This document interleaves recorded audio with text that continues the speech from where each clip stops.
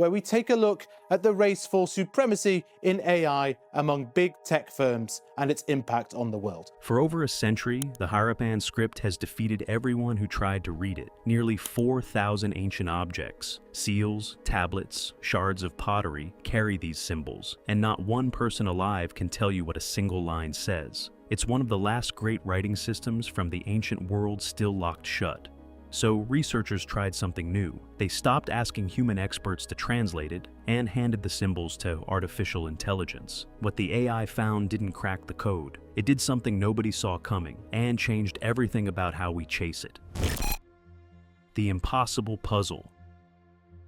It is called Mohenjo-Daro, or Mound of the Dead, and it is one of the oldest civilizations discovered in the world. Let me take you back about 4,500 years. Along the rivers of what is now Pakistan and northwest India, one of the earliest great urban civilizations on Earth was already thriving. We call it the Indus Valley civilization, or the Harappan civilization. And at its height, roughly 2,600 to 1900 BCE, it was staggeringly advanced. Planned cities laid out on a grid, covered drains and brick sewers thousands of years before most of the world caught up. Standardized weights, trade routes stretching all the way to ancient Mesopotamia. And it left behind writing, short, deliberate bursts of it, stamped onto carved seals, pressed into clay, scratched onto pottery. Several hundred distinct signs, depending on how you choose to count them. Little figures and strokes, lined up in tidy, confident rows. Here's the problem. Nobody can read them. Not in India, not in Europe, not the sharpest minds who gave whole careers to these marks. The Indus script is one of the very last major writing systems from the ancient world that remains completely undeciphered.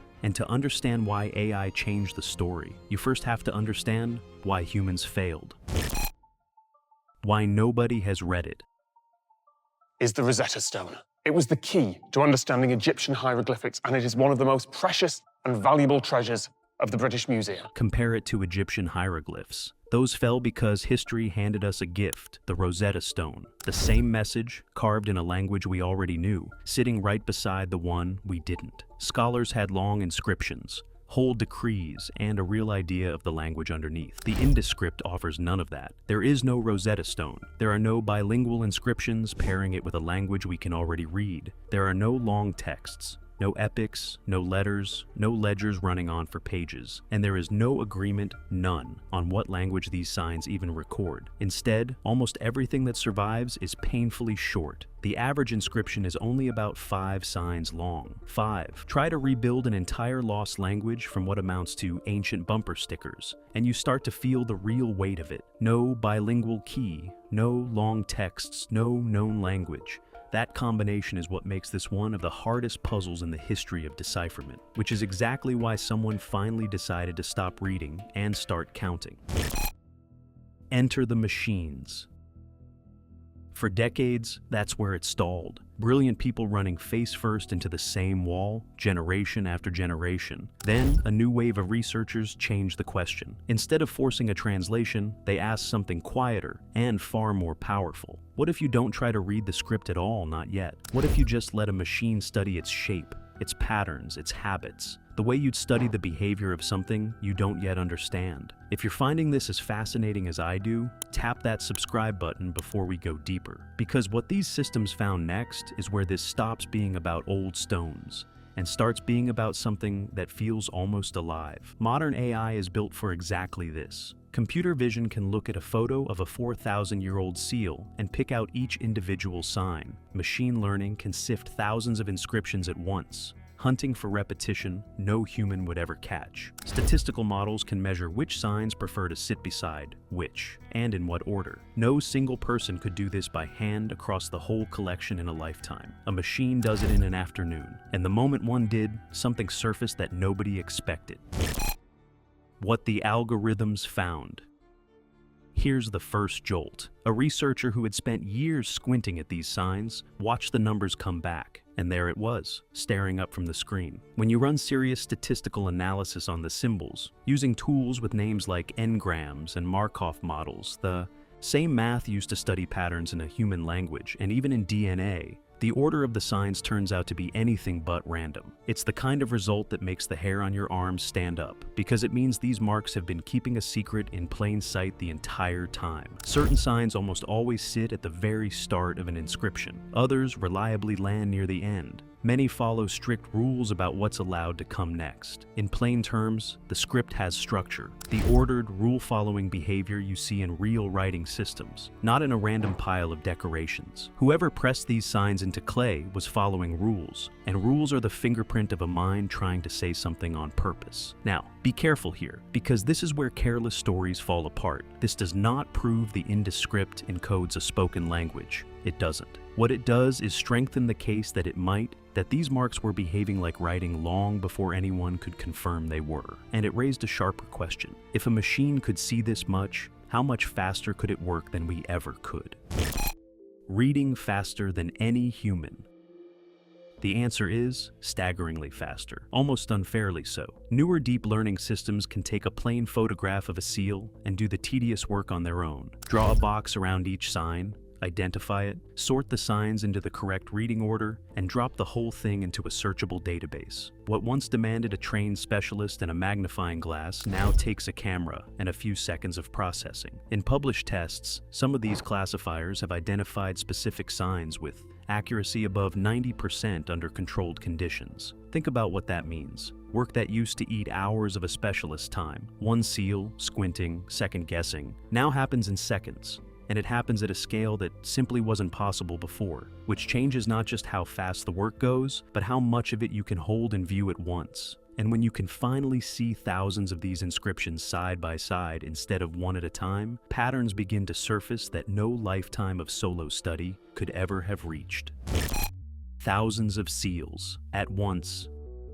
For most of the last century, comparing inscriptions meant a human laying photographs side by side, trusting their memory to catch a match. Slow, limited, and so easy to miss the thing that mattered. Now, algorithms hold thousands of inscriptions in view at once. They spot recurring sign combinations across cities hundreds of miles apart, flag regional variations, guess at damaged pieces, and reveal copying traditions. Signs that traveled and repeated across the whole civilization. And that matters. Every time a pattern appears in one city, and again 500 miles away, it says these people shared a system. The signs stop looking like isolated curiosities and start looking like the working machinery of a connected society. Machinery the numbers prove was real, even if no one can yet say what it meant, which is where the machine started doing something almost unsettling.